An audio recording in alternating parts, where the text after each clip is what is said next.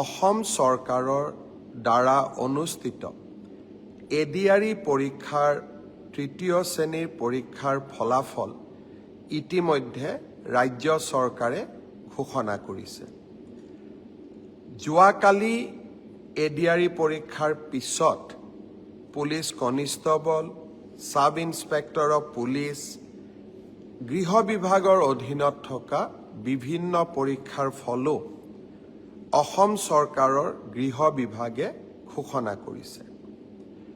আজি খন্তেক সময় আগতে স্বাস্থ্য বিভাগৰ বিভিন্ন শিতানত অনুষ্ঠিত পৰীক্ষাৰ ফলাফলসমূহো হয় ঘোষণা কৰা হৈছে, নহলে যিকোনো মুহূৰ্ততে ঘোষণা কৰা হ'ব। মই আপোনালোকক জনাবলৈ পাই সঁচাকৈয়ে আনন্দিত যে অহা 15 তাৰিখে চতুৰ্থ শ্ৰেণীৰ বাবে আমি অনুষ্ঠিত কৰা এডিআৰই পৰীক্ষাৰ ফলাফলো দিনৰ 10:30 বজাত আমাৰ চৰকাৰৰ ফালৰ পৰা ঘোষণা কৰা হ'ব।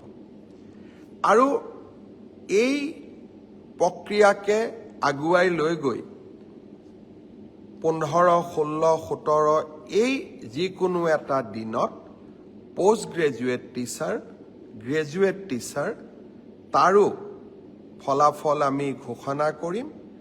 আৰু শেষত আমি প্ৰাথমিক শিক্ষা বিভাগৰ বাবেও শিক্ষক শিক্ষয়িত্ৰীৰ পৰীক্ষাৰ ফলাফল আমি ঘোষণা কৰিম।